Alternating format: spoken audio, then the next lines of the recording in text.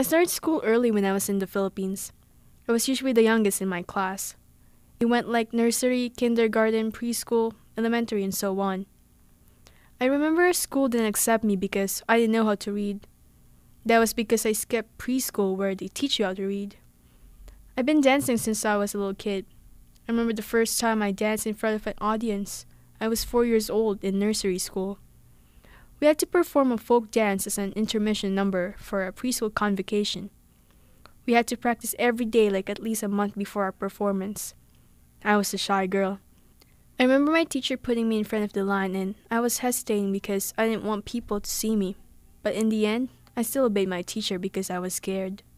On the last day of our practice, my whole class was gathered in the classroom. My teacher started giving away handkerchiefs, which were a hip in the Philippines at that time. She only had a few, not enough for the whole class. Then she came to me and handed me the last one. She told me I was staying in the front of the line for the performance because I was the best dancer. My eyes widened and I smiled.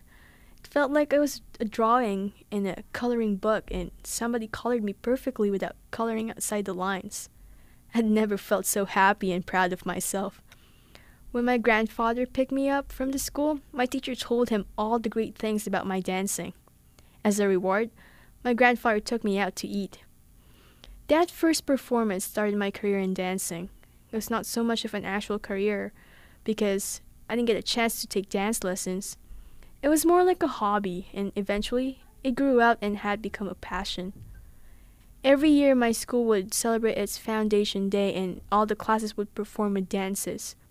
We were graded on it and it had become my favorite subject. I'd always anticipate that time of the year and dance for fun with my friends. Later on, I got to join the praise and worship dance team in my church. I loved it because it helped me grow spiritually and became closer with other youth dancers in my church that had shared the same passion. It also gave me an opportunity to use my talent for the glory of God. Although I was enjoying it, my dad and grandfather were not really a big fan of it because they believed in a different religion. In spite of that, I still continued to dance. One day, our church dance team was practicing for a dance routine that was to be performed at a different church that day. We had put everything in it, every move full of emotions. It was my cue. I jumped, spun, and the next thing I knew, I twisted my knee when I landed on my feet. I couldn't stand up. I was on the ground, trying not to cry because of the tremendous pain I was feeling. I had no idea what was going on around me. It felt like I was isolated from the rest of the world, even though I knew everybody in that building was around me. All I could feel was the pain that my knee was going through. Emergency services there were not that good, so even though it was possible to call an ambulance, people knew better to best call my dad. I wasn't sure how long it took, but the next thing I remembered was they carried me to our car where my dad was. When we got home, my grandfather was shocked when he saw my dad carrying me to my room. I knew my grandfather was concerned, but the way he showed it wasn't really comforting. Instead, he told me to stop dancing. I stopped dancing for a few months at church. I started missing it, and my fellow dancers missed me as well. The church had another youth performance coming up. My friends told me to join. Forgetting about my injury, I joined.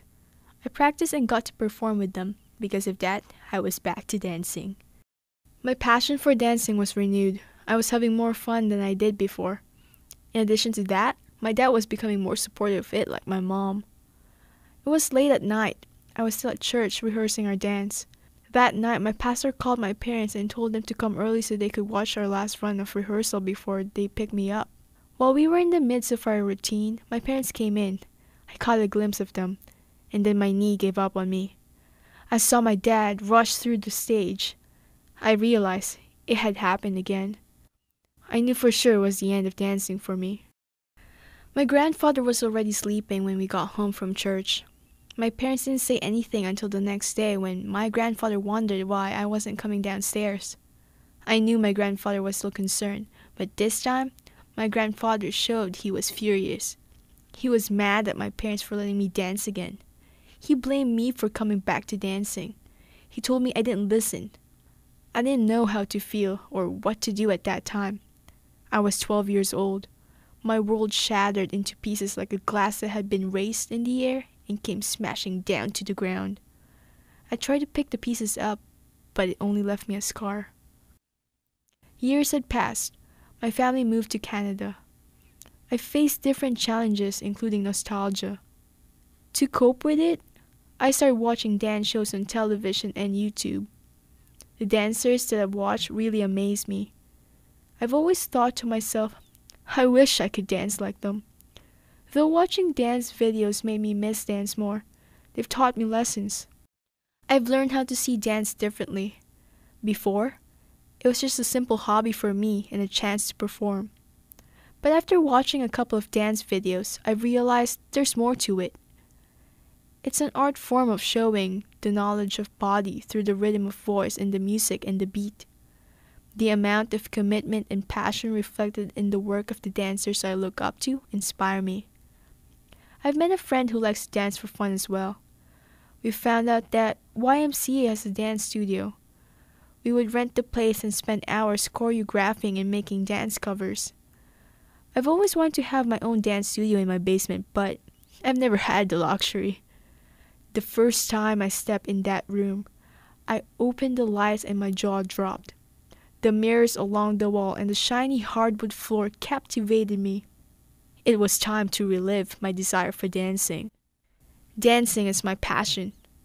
Dancing defines my identity. Dance is what makes me different from everybody else.